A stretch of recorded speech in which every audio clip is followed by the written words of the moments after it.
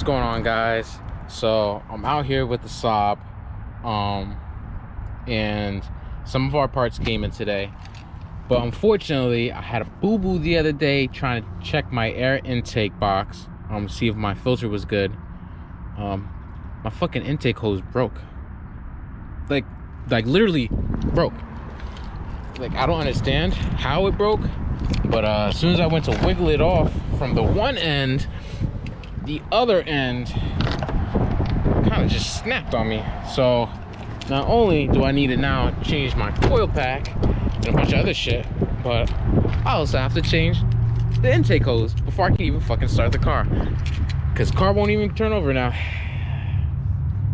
Balls. Fucking balls. But we're gonna start on some of these other parts. I'm not sure when this intake hose is gonna come in. It was the last thing I bought because it broke at the last minute, of course. But yeah, the coil pack came in, the regulator for the fuel came in, and the alarm siren came in. Of course, the spark plugs didn't come in.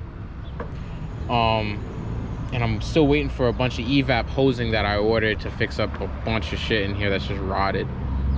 But today I think we're gonna get started on the regulator we have right here, and we're gonna work on putting that in. So stay tuned. We're gonna go ahead and start working on taking some shit apart. All right, let's do it. Okay, so here we are. I am about halfway done with the pull for this. So if you guys don't know where this is, and I don't even know if I can get it in the frame here, but if you look right in here, let me see if I can, yeah, right in here, let me see if I can get my finger in here. Right where my finger is, this silver dome right here is your fuel regulator. So to get that off, at least what I'm doing to get it off, if you look here, you have an antifreeze hose. Wait until your car is cold, then you can pull that hose from right here. And what I'm gonna do is I'm just gonna pull that hose out of my way, about that far. Great. And that cleared up a lot of room in there for me to mess around and get to everything I need to. So it is a, let me see, I got my, oh, hold on, because my extension fucking fell. Oh no, bro. Okay. So it is it's a T20 on there. What I did is I used my extension and I sat it right about here, choked it in. Enable was just to Allen key it out just like that with my socket pretty easily. So I'm getting ready to pull it, but I need both my hands, so I will get back to you guys in a second. Okay, so we have successfully pulled, and I don't even know if I can see it in here in a good frame. I cannot, but if you look right here, right in here, there it is. So right here is where this puppy sits in and seats. So looking at it, you know, the seals don't look too bad or anything like that, but this is just a preventative change out because of my idling issue. Okay, so we successfully pulled out the fuel regulator. Now I'm not sure if I did this 100% right, because I had a decent amount of fuel that came out with the regulator. It wasn't ridiculous, but it was a good amount where I was a little nervous. Okay, so if you look in here, let me see if I can get a good frame in here for you guys. Much better. So all right, guys, I'm in the midst of editing the video, and I just want to point out this retainer ring that sits in between the mount and the fuel regulator.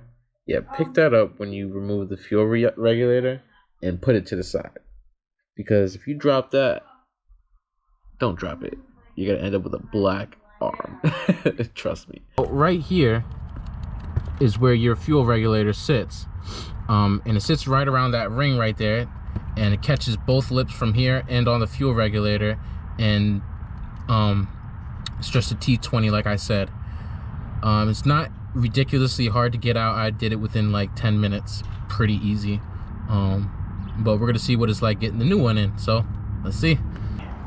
So I guess we could do a little comparison of the old and new regulators next to each other. Now you can see where I was a little skeptical. I got a lot of debris in there. I don't know if there's what's on the outside is what's on the inside. So we're gonna change it. We're going through a bunch of shit, why not? All right, so I'm gonna get back to you guys when I get this one in. All right, so I have successfully, barely, no, I'm just kidding.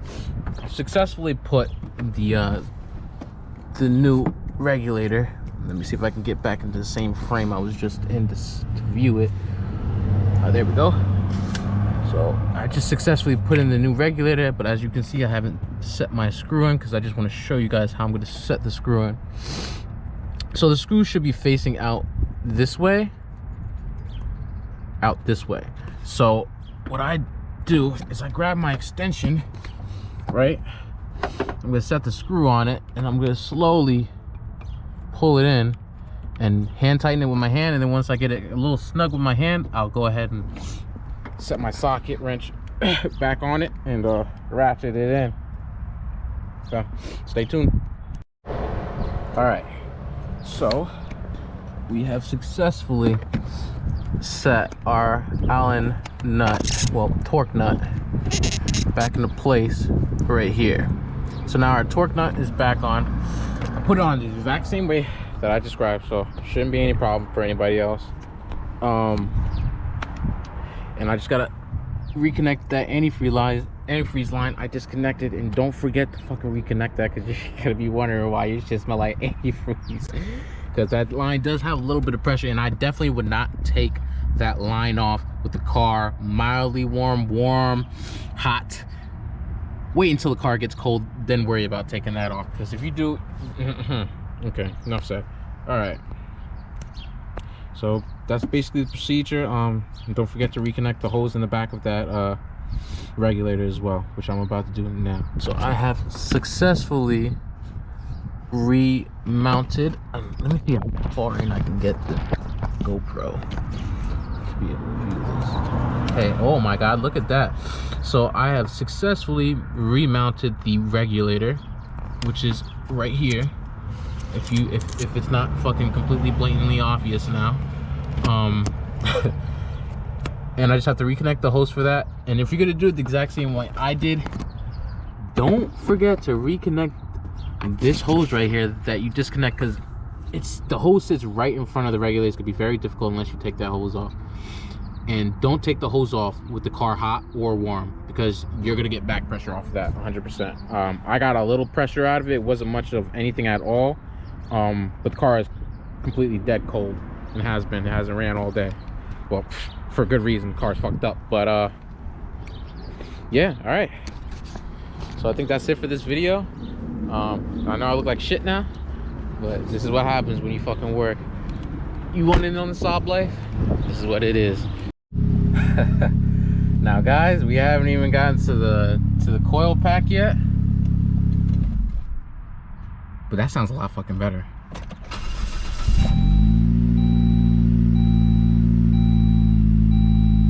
Oh my god, I think that's what it was. Wow.